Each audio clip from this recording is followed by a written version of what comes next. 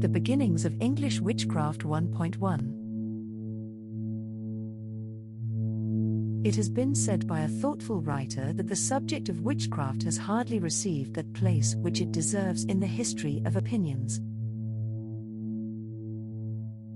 There has been, of course, a reason for this neglect, the fact that the belief in witchcraft is no longer existent among intelligent people and that its history, in consequence, seems to possess rather an antiquarian than a living interest.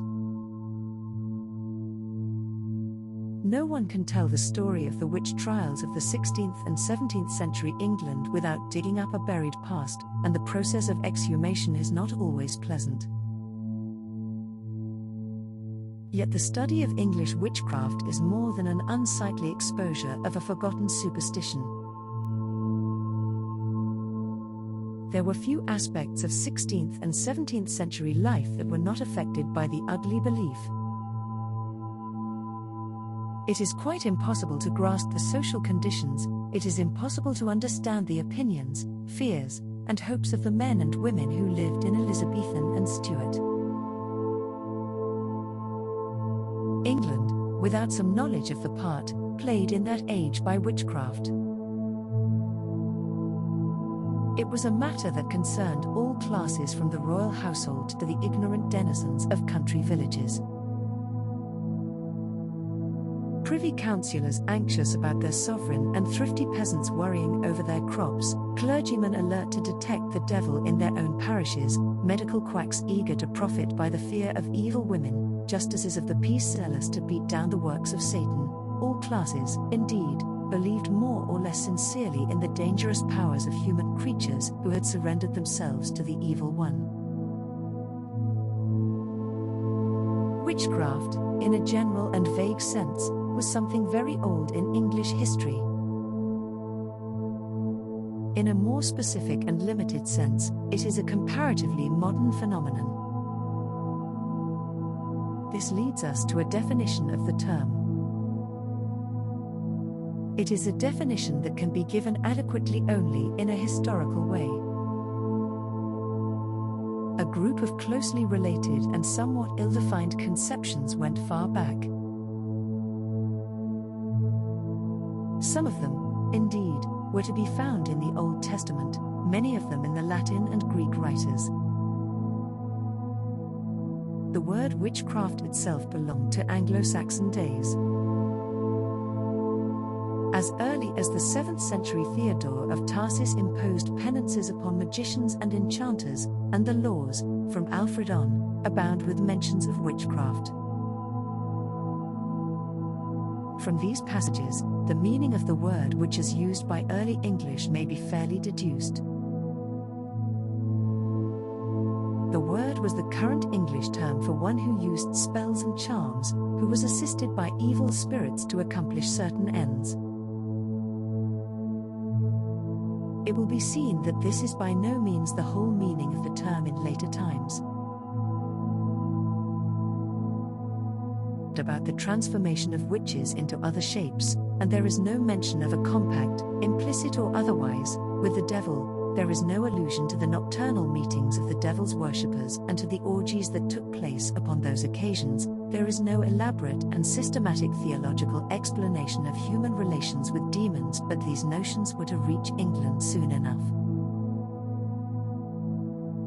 Already there were germinating in southern Europe ideas out of which the completer notions were to spring. As early as the close of the 9th century, certain Byzantine traditions were being introduced into the West. There were legends of men who had made written compacts with the devil, men whom he promised to assist in this world in return for their souls in the next. But, while such stories were current throughout the Middle Ages, the notion behind them does not seem to have been connected with the other features of what was to make up the idea of witchcraft until about the middle of the 14th century. It was about that time that the belief in the Sabbat or nocturnal assembly of the witches made its appearance.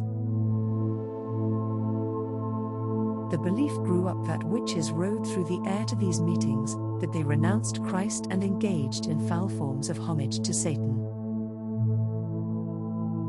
Lee tells us that towards the close of the century, the University of Paris formulated the theory that a pact with Satan was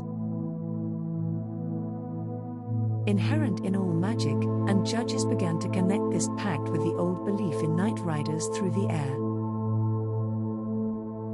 The countless confessions that resulted from the carefully framed questions of the judges served to develop and systematize the theory of the subject. The witch was much more than a sorcerer. Sorcerers had been those who, through the aid of evil spirits, by the use of certain words or of representations of persons or things, produced changes above the ordinary course of nature. The witch, says Lee, has abandoned Christianity, has renounced her baptism, has worshipped Satan as her god, has surrendered herself to him, body and soul, and exists only to be his instrument in working the evil to her fellow creatures which he cannot accomplish without a human agent. With the earlier period, which has been sketched merely by way of definition, this monograph cannot attempt to deal. It limits itself to a narrative of the witch trials, and incidentally of opinion as to witchcraft, after there was definite legislation by Parliament.